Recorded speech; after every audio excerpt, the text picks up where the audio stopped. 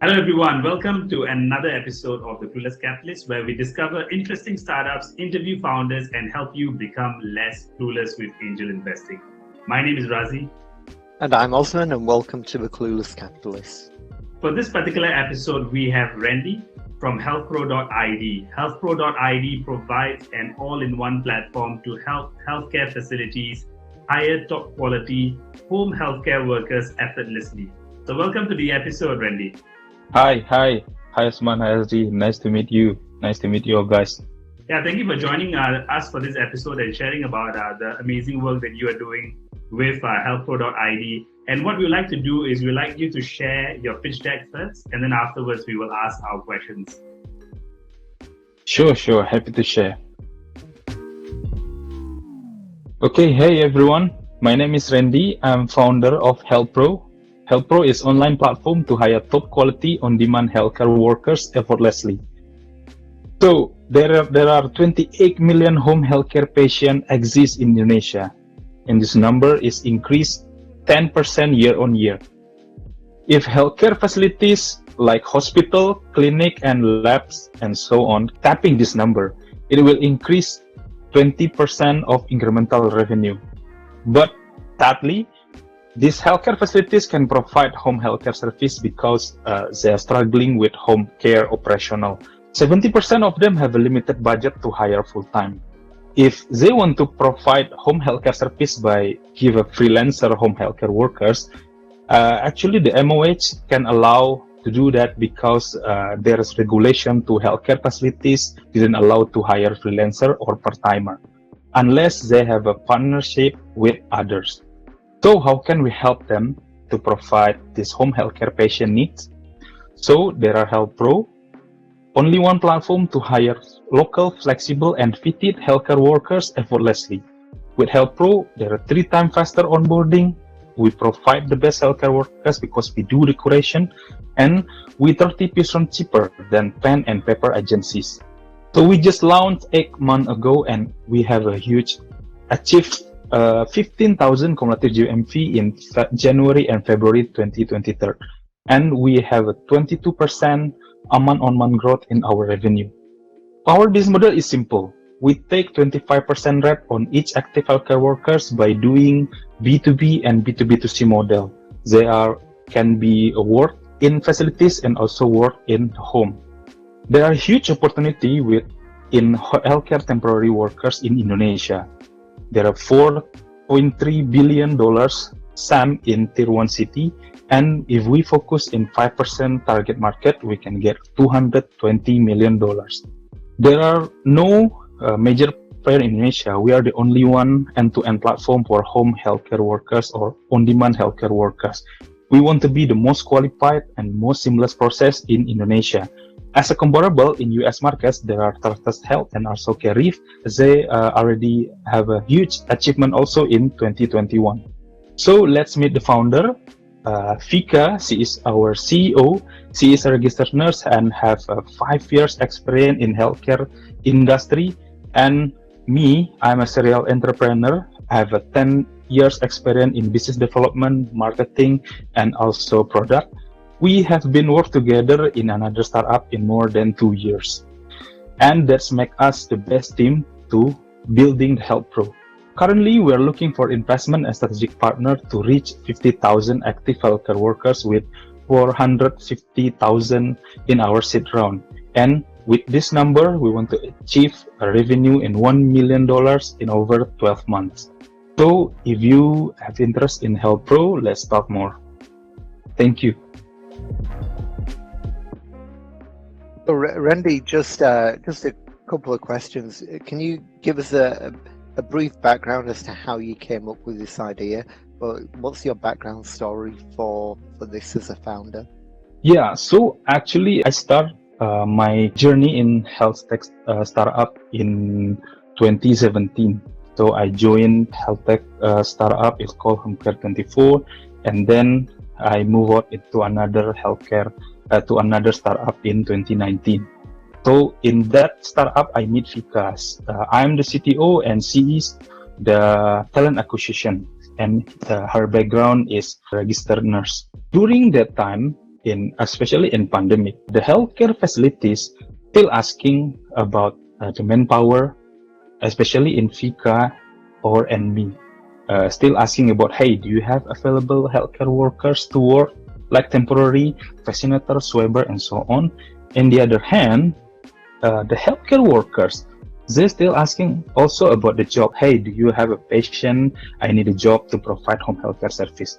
And in 2022, we realized that there is a lack between healthcare workers, healthcare facilities, and also the patient. Maybe the lack of technology, lack of information, maybe how the patient can get healthcare workers, how the facilities can get healthcare workers, or how the healthcare workers can get a flexible job. That's why we bring this idea, we join Antler, and we bring this idea and get our first investment from Antler. Okay, great. Just a few quick questions with regards to the problem statement itself. It seems that there's a demand side and a supply side challenge here, right? With demand side, with the healthcare facilities needing healthcare staff, and then there's the supply side with the healthcare staff wanting to be able to have a bit more flexibility around how they provide their services. Do you just want to explain that for people who are not familiar with Indonesia and the specific challenges of healthcare and the way people work? The reason why I ask is because if I was to look elsewhere, most people just want to work full-time. They want a permanent contract. So this type of problem may not be immediately obvious to those people watching. Yeah. Maybe we can talk first in the demand side, the healthcare facilities. So why they need some of the flexible healthcare worker.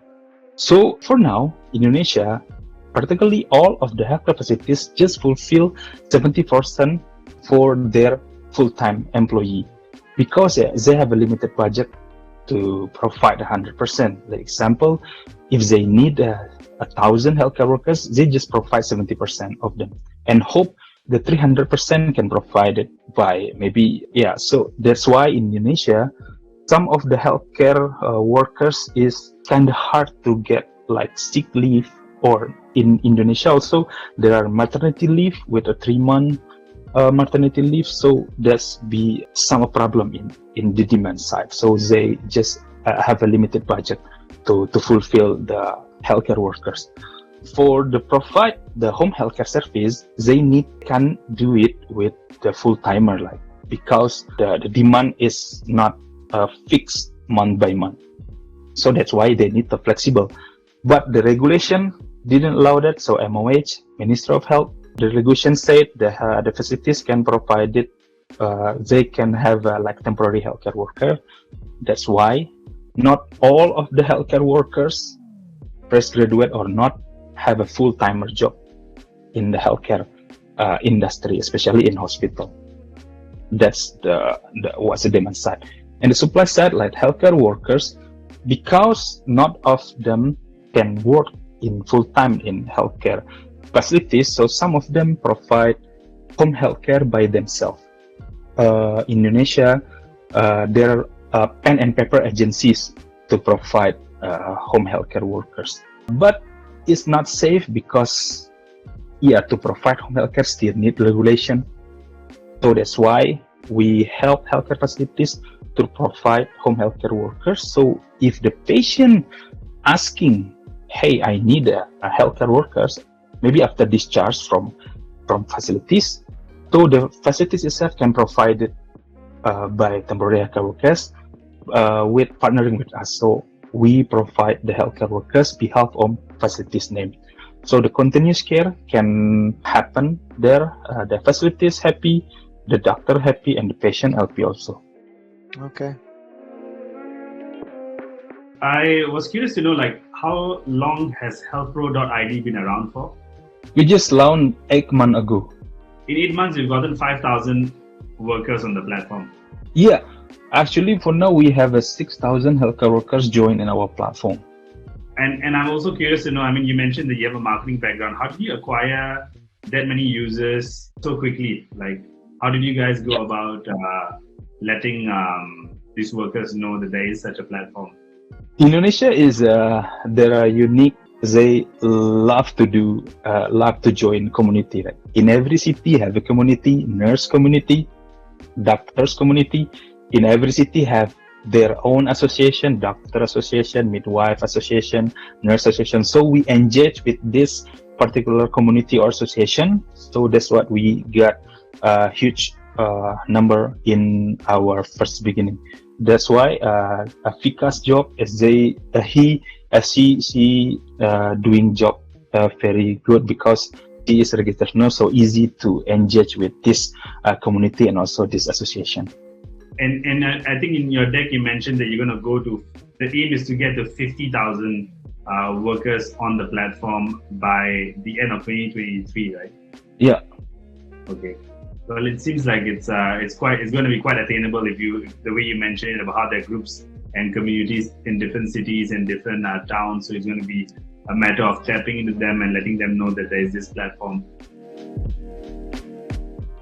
My question again, because we've interviewed a startup that provides similar services in India, and I think one of the challenges when it comes to onboarding a healthcare worker is verifying of credentials and also verifying their sort of records, like whether they have any existing criminal records, and also assessing them, psychometrically to see whether or not they would be a good fit for going into those homes and providing this service to the level of care that the patient would expect. How does Healthpro ID overcome some of these challenges when it comes to onboarding a new healthcare worker? Yeah, so our team member, all of them is the medical background. So just me in the team is not in medical background. All of the team is medical background. So we have a talent acquisition to make sure these healthcare workers fit with that particular needs. So we're doing upfront. We're not doing while the needs, but we're doing upfront.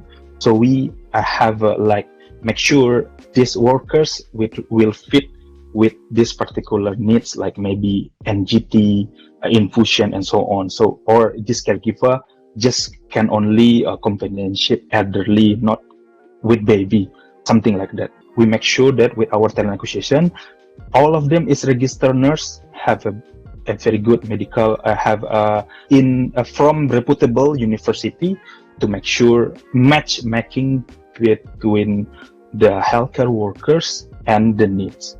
Okay. All of the system doing online. Okay. We doing like background checking, we're doing like basic skill tests, interviewing, and so on in online. Okay. So you mentioned in your deck that there were rules around freelancers and things like that. Can you just explain more around government rules in Indonesia around freelance workers in healthcare? So the hospital can hire the healthcare workers by a temporary or freelancer. They just allowed to provide by full-timer, minimum 1 year contracts. That's why it's not fit for them to, and not scalable for them. If they want to provide home healthcare service, they hire by full-time. That's why for now, in Indonesia, all of the facilities didn't provide home healthcare service. They just ignore all the needs by their patient. They just, if you need a home healthcare service, just ask this nurse, just ask this doctor. It's not doing regulation by that facilities. So that's why the continuous care didn't happen on that flow. Okay.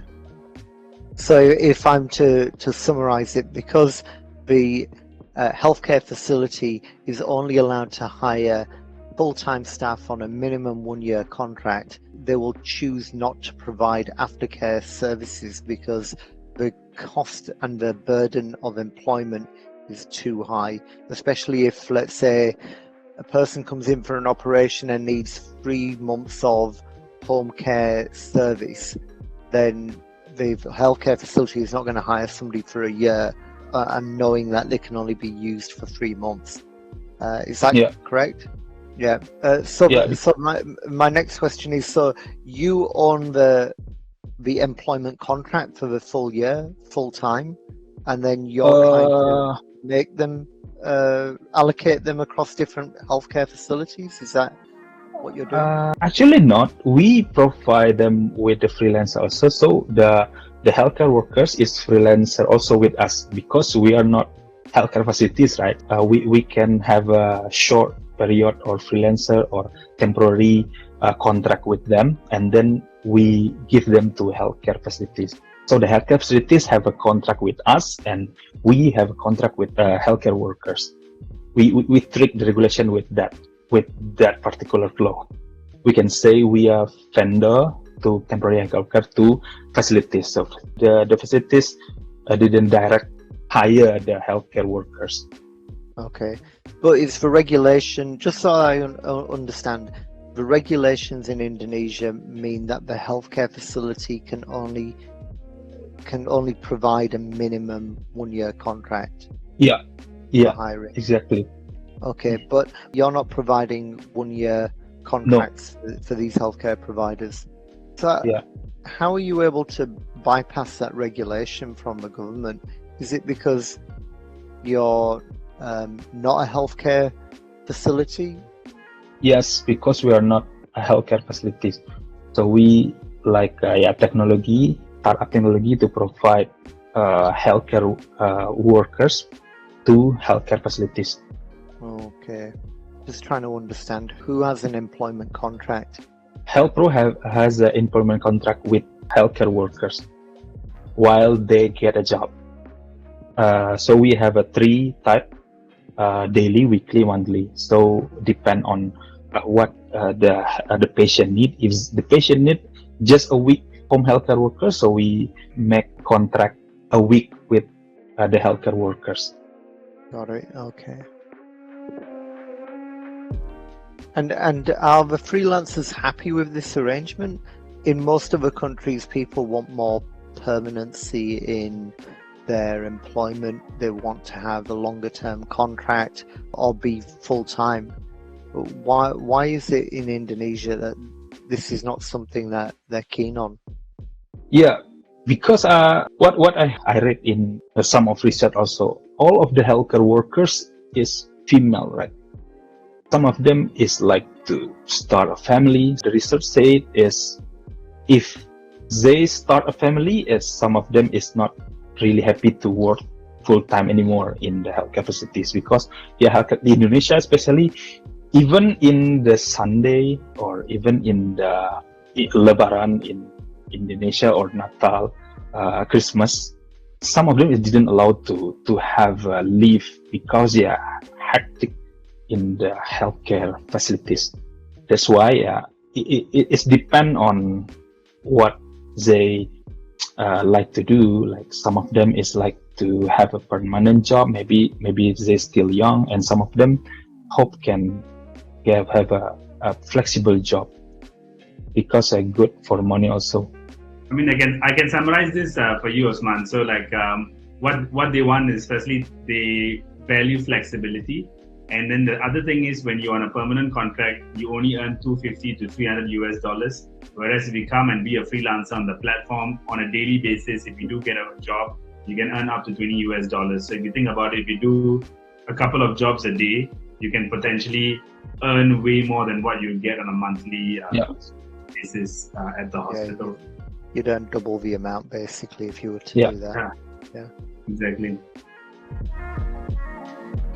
So the question for you from me, Rendy, is to know how many of these healthcare providers have you onboarded already at this point of time? Yeah, per January, we already onboard 8 facilities, healthcare facilities. Some of them is hospital, clinic, home care agency. Also, we help them, and labs. Okay. And you mentioned in your deck that you have, like for example, Mayapada Hospital. They have 6 big hospitals. So when you project your revenue from each of these facilities, is it as a brand? So it's like Mayapada Hospital across all 6 hospitals, they are going to get you approximately revenue of about, I think you projected here about 250K, or is it 250K times 6? Yeah, actually for all, we just present by all of them. So all of them each healthcare facilities, we can provide 250k. We can get 250k from them. Yeah, that's why we start to bring a big hospital to onboard in our platform, because it's easy to get more healthcare facilities, because in Indonesia there are domino effect. When you have a big hospital join, and then the others maybe will interest too. Is it so? Am I correct to assume it's like, so if Mayapada has 6 hospitals, it's 6 times 250? Yeah. Okay, understood. Then it can be quite lucrative, quite fast. What are the risks for this particular business? What are the risks that you foresee? One of the risks could possibly be bringing on board an unqualified healthcare workers, or or a healthcare worker doing something, I don't know, stealing from the home or doing something inappropriate. Like what kind of risks are there that as an investor we should be mindful of when we are looking to invest into Healthpro ID? Yeah, the risk maybe can happen. Let you say, Razi, there is maybe the unmatch between the healthcare workers and the patient. That's why we really make sure this not happen. But if it's happened, we provide like a replacement actually for the healthcare for the patient. So we 100% replacement if there is not really match, not because skill, maybe is the patient don't really like the healthcare workers, because some of what healthcare workers doing maybe smoke and so on. So we can provide it, but that's why we're doing in upfront to make sure the healthcare workers it fit and match with the needs. Okay, understood. And this 250k that you are generating per healthcare provider, this is an upfront fee that they will pay Healthpro ID? Yeah, they will pay based on the active healthcare workers in their facilities or their patient's home. And in terms of, because I'm looking at the deck, you do mention other revenue streams, like CV maker, where you're helping the healthcare worker with their CV, then you're taking a success fee from hit hunting as well. So when we think about your revenue in future, how much of it is going to be from these other revenue source streams? Like what percentage do you think will other revenue streams contribute to your GMV? Yeah, we want to get more GMV from these temporary healthcare workers. So we hope like 80% can get from the temporary healthcare workers, like home or the facilities, and the rest is for headhunting and also training and also CV maker. Because our business model is on-demand healthcare workers, so hope we can have a good, strong GMV from this business model. Okay. So for the competitors that you've mentioned in the competitive landscape, like Perawatku ID and Local Kesehatan, how are they different? Because when I look at the chart that you have placed, you say that they have high healthcare worker diversity, but you mentioned that the quality of the healthcare workers is low, whereas you have high diversity and high quality workers. So maybe you could explain a little bit more about those competitors relative to what you guys are doing. Yeah. For Perawatku ID, they're doing B2C in the first, and then they provide B2B model right now. So they just provide with the CV. So when you need healthcare workers, they just give you 100 CV maybe. So you just pick by yourself and the interviewing by yourself. A Local Kesehatan ID is just a job portal or job board, so we just post your need in there, and then some of the healthcare workers can apply, and then again you doing curation by yourself. That's why Healthpro is different. We're doing different. We are doing curation, and that's why, and with our technology, we hope we can provide the most qualified and the most seamless process. Understood. Yeah. So then now to me it's very clear, like what's different between these competitors and yourself. When I was looking at your market size, how did you've gone from a TAM, SAM and SOM, it's roughly around 220 million in the deck with a 5% target market. how have you come to addressing 5%? Is that just a number you've picked, or is there some thinking behind that? Why have you set yourself a target of 5%? Yeah, actually, the 5% is we just want to show if we can tapping this only 5%, the number is still huge. So that's what we're gonna show the investor actually. The market is huge, the opportunity is very huge also, especially after pandemic. The 5% is show that with the only 5%, the number is very good. I mean, you're currently doing what? How much per month in revenue? For January, we have like 1,500 revenue right now with 4,500 GMV. So annualized, that's 54,000 annualized revenue or annualized GMV. Is that correct? Yeah. And this 220 million. That's an annual amount that you're hoping to take. Yeah. Okay. At 20, was it 20 or 25% margin? Our take rate is 25% margin. Okay. Yeah, 25% take rate. So you're looking at around 72 million annual revenue if you can get to that 5%. Yeah. Okay. If you're looking at just a 5% target market for this year, what do you expect to get in 2023? Yeah, because we just launched in 2022, and actually the big challenge in Indonesia is like all the facilities is they have like the dinosaur. They just like happy to chit chat, just happy to launch the process with the MOU and so on, and with the many division to see and to review the MOU. But in 2023, we already on board a big hospital, and we want to hypergrowth in 2023. We already have seed round in June and pre-seed round in June, and we extend our pre-seed round with Everything Asia, and hope can have a seed in this year. We hope we can help more healthcare workers and onboard more healthcare facilities in our platform with can get like minimum 200,000 GMV per month. Okay, so 200,000 GMV per month gives you 2.4 million, and at a 25% take rate, we're talking $600,000 of revenue. Yeah, this is our plan in 2023, and hope can ready with seed round maybe the end of 2023. Okay. If we just follow on to that conversation, your seed round is what, 450,000?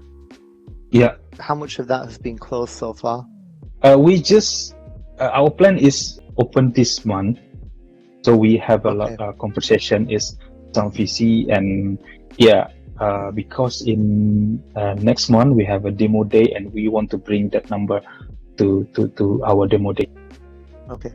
So you have any commitments yet or not? So some of the VC and CVC are interested, but hope they can join as soon as possible. But we can say soft commitment, but especially with CVC, there is a more conversation with them, but we have an NDA with them, so hope this year we can close with them. Okay. I read online that you've got 30% commitment on that 450K. Is that correct?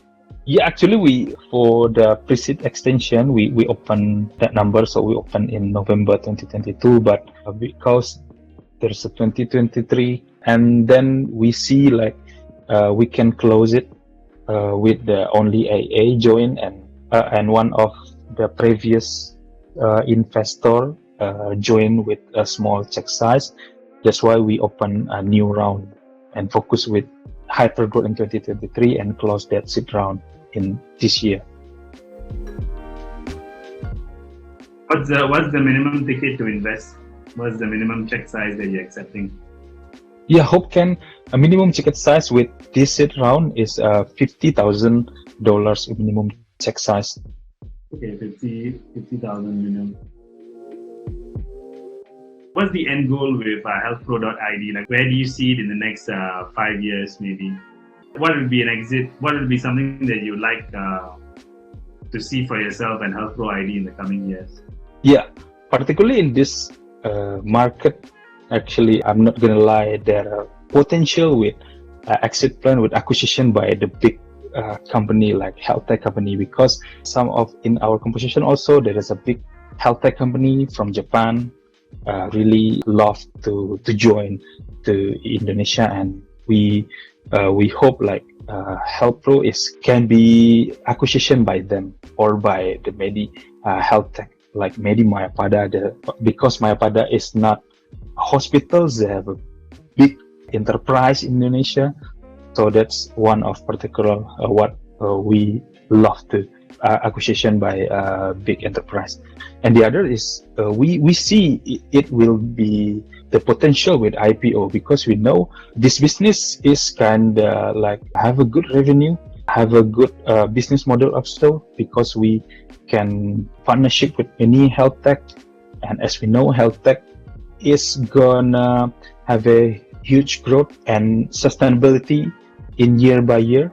That's why the IPO is the second chance also by it can happen with Healthpro. Okay, just to build on that, Rendy, the exit potential. I mean, what's the likelihood of an acquisition or a merger?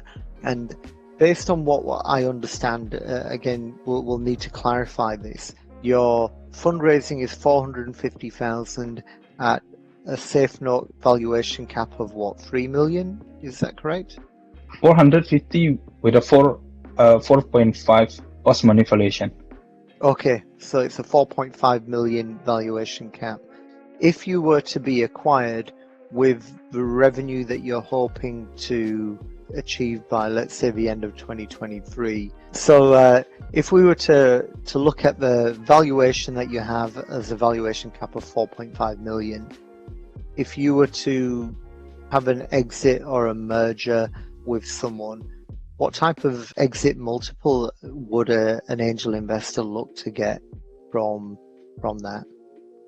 Yeah, particularly maybe in this business, maybe a 5 or 6x with this particular business, because as I know, there's many blue collar or white collar business in Indonesia, and there's no in niche market like Healthpro doing in home healthcare workers. If we know, like them can be like have a 5 or 6 multiple, hope we can follow that number also.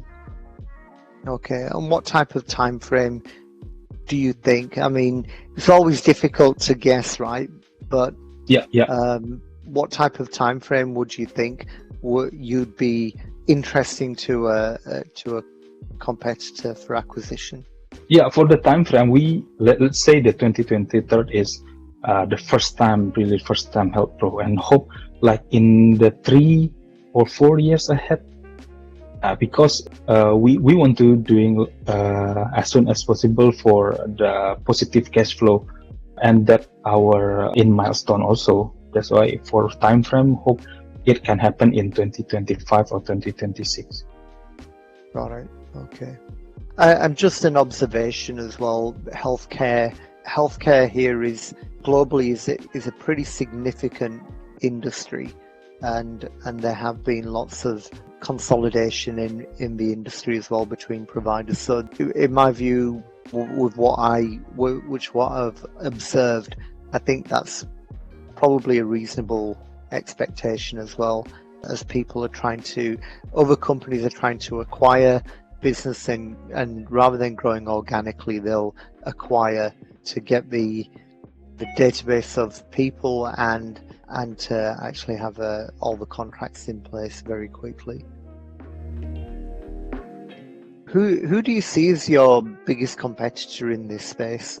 Actually, in Indonesia, I can say there are still no competitor right now, because no one directly doing B2B or B2B2C model. But as I know, there are SpeedDoc exists in Singapore, and I heard they want to join to Indonesian market also. As I know, they are doing B2B2C model in Singapore, and one of the startup also exists in Singapore. They're doing B2B, and they want to join Indonesia also. That's maybe the biggest competitor that I believe I will face them in maybe in next year or this year. Okay. It looks like there can also be people who can potentially acquire you as well, like Tito, and anyone else who's looking to enter the Indonesian market. Yeah. Maybe for information, Fika actually have a prior to Healthpro. She actually gonna be a general manager for Indonesian market for one of health tech startup from Singapore. Wow. But instead of join them, Fika is join me to build Healthpro. That's what make us believe some of the Singapore startup really want to join Indonesian, but maybe as a different pricing, a different environment, different landscape. Because maybe, for example, in Indonesia, $20 for a day. In Singapore, $20 for an hour. Maybe that's what. Maybe if they want to join Indonesia, maybe they really have a low price. That's what the problem also in the healthcare worker side, because as I know, in Indonesian healthcare workers is not have as they underpaid. Actually, in South Asia, healthcare workers is underpaid.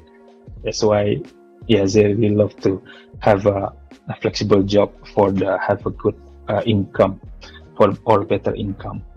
I mean, I think with like you mentioned the problem at the beginning, right? 28 million people need such healthcare service, and it's a number that's bound to grow, right? You know, there's all these lifestyle, long-term chronic illnesses that people have, like your diabetes, your high blood pressure. People are maybe getting a lot more overweight. So as time goes by and as the population ages, as it grows, you'll have more and more of such chronic patients. So the 28 million number you mentioned, I think it's growing by 10% year on year, probably might grow even faster. And that's just highlights the need for a service like what Healthpro.id is trying to offer. Yeah, exactly. This is just an observation, because remember, Razi, we were talking to Medisi from Bangladesh. Their primary focus was on chronic healthcare, and this is also very similar. We're beginning to see a regular theme now, right, where health tech companies are coming in and they identify that the biggest issue is not just so much I've got a cough and a cold, I need to talk to a healthcare professional. It's the biggest issue that needs to be addressed is I've got long-term health issues and I need regular care, maybe once or twice a week, for example, and that's being underserved in the market. And that's something that we're seeing quite common in places like Bangladesh, which has got its own unique problem. In Singapore, the issue is as well, people are quite comfortable getting somebody to come in and be a helper, but they don't have the ability to have easy access to a healthcare worker or professional to come into your home on a regular basis. And that's repeated regardless of the market. Bangladesh, Singapore, Indonesia, that's the recurring theme that we're seeing as investors here as well.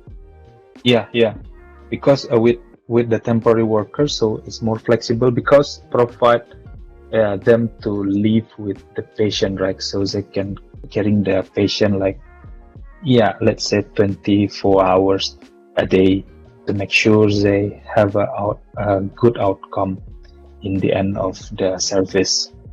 Yeah, I was just looking at the market. In your competitor landscape, you compare yourself to America. America's notoriously expensive for healthcare anyway. So if you were to look at the valuations or the rounds that they've fulfilled in America, there's a high dollar value per hour. We've just got to bear that in mind as investors, that the comparison, even though the demand is the same, the revenue potential is vastly different. A bit like what you mentioned earlier on about Singapore and Jakarta, $20 an hour versus $20 a day. So as an investor, when we're looking at the market potential, the dollar rate is still quite low, and therefore the valuation won't immediately be comparable with places like America. Yeah, but actually for comparables, maybe we see like it's just for the business model. So the health, trust health and carriers, they're doing exactly what we want to implement in Indonesia, because they have a partnership with the healthcare facilities rather than sell direct to the patient. That's what we want to copying that business model to Indonesia. All right. Okay. Yeah. I know. Maybe that there's like a different price, maybe, but yeah, Indonesia is a huge market. There are 28 million and will grow. Yeah, we'll hope with maybe the quantity will hit that number. Okay. Just for information for people watching this video, there is going to be a demo day in March by Accelerating Asia. If you're an angel investor and you are looking to invest, the recommendation is try and reach out to accelerators like Accelerating Asia.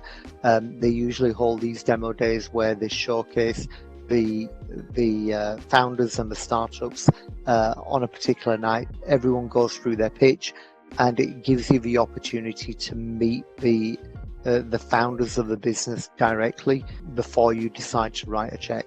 So if you have the opportunity, go to the Accelerating Asia website and register.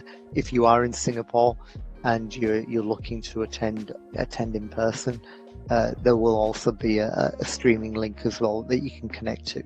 And that's worthwhile doing for pretty much all of the accelerators. If you're in Europe, have a look around to see who's running demo days. It's a really good resource to meet founders. If you want to invest and you can't attend a demo day, you can always get in touch with Rendy on LinkedIn, right, Rendy? What's the best way to get in touch with you? Yeah, maybe you can reach me out by my LinkedIn, Rendy Alfuadi. Thank you, Rendy, for joining us on this episode and sharing with us about the amazing work that you're doing with Healthpro ID and the challenges and the problems that you're solving in Indonesia. And for everyone who's been watching, if you like this episode, please remember to like, comment, and subscribe. And do let us know who you'd like us to interview next. Please leave them in the comments as well. And we look forward to seeing you in the next episode. Thank you.